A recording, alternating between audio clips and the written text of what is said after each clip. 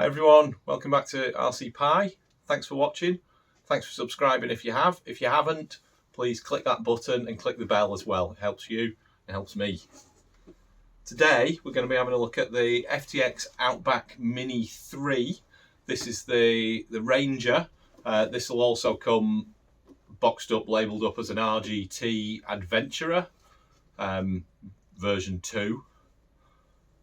We're going to have a look at this as a 1/24th mini crawler, ready to run, so everything's in the box apart from the batteries for the transmitter.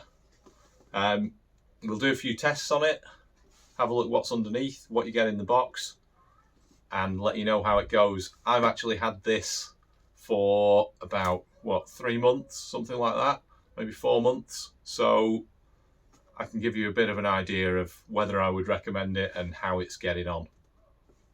See what you think. We're going to try the car now on a few different standard tests that we do on all the mini crawlers, see how it gets on with all of those, and we'll have a look in the box at the same time, see what you get, and then sum it all up at the end.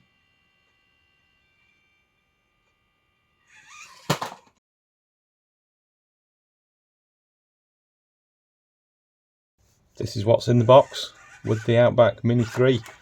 So a USB charger, lights change on that, going from green when it's charged to red and flashing red and green.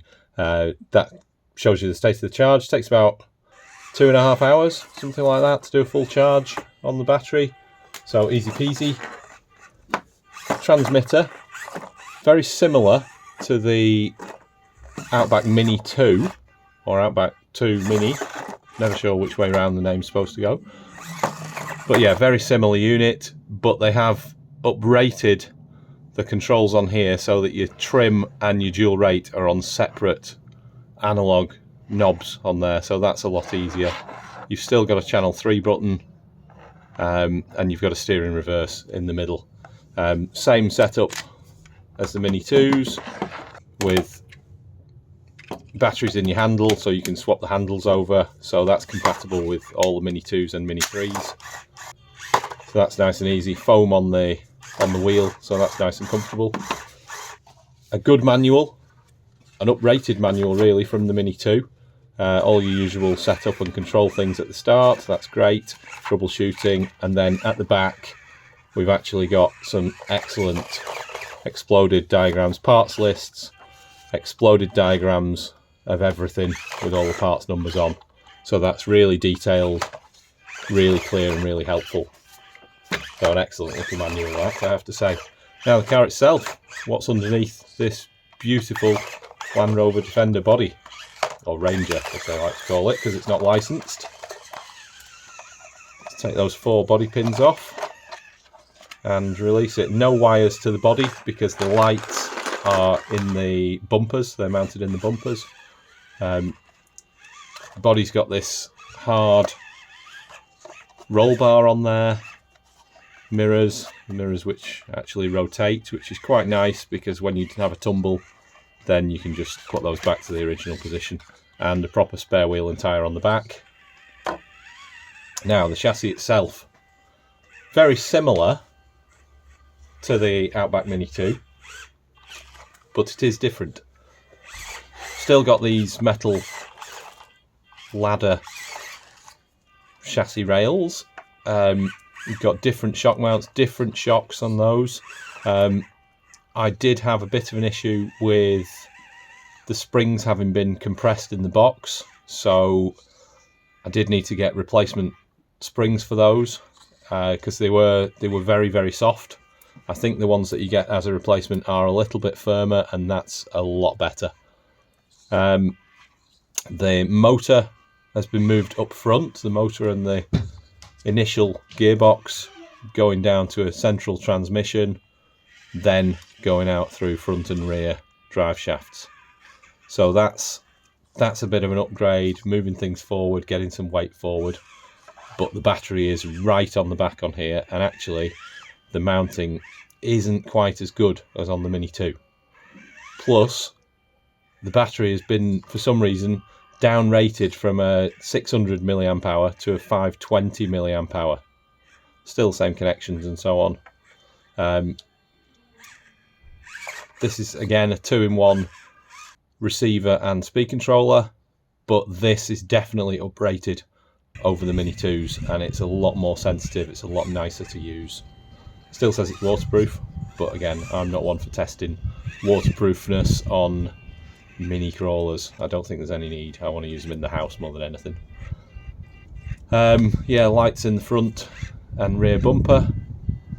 These wheels are not beadlocks, so the tyres are glued on, so unless you're going to rip those off, you're not putting any weights in those if you want to.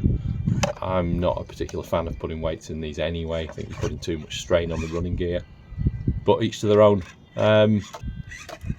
Slightly strange front suspension in that if you try and compress it equally, you're binding with that ball joint on the servo. So it's okay going up with one wheel or the other wheel, but all together you've not actually got all that much travel there, which is a bit strange. But it does the job. It actually rides really well. The only concern with this is the fact that these tall body posts kind of give it away that you've got a high body shell. There's a lot of weight up here with this roll cage, so that could be making it slightly top heavy. Oh, another thing on this actually is the power switch. To waterproof it, they've hidden it inside this little rubber cover, and because of where that is, it's very fiddly to be turning that on, trying to get your finger in there to sort that out. So not the best move, but overall, really nice little unit.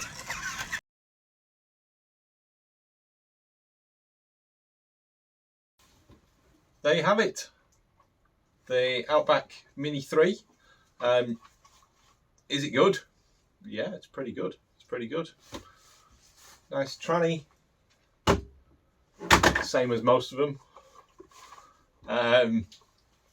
You know, it's a beautiful thing. If you're into your Land Rovers, then you're going to like this. All the colours look good.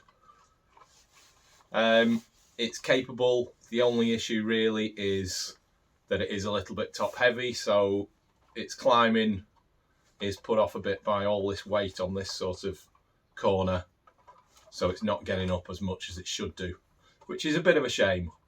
A bit of low down weight might correct that, or perhaps you could take the roll cage off. I don't know, that might be a look that you might appreciate.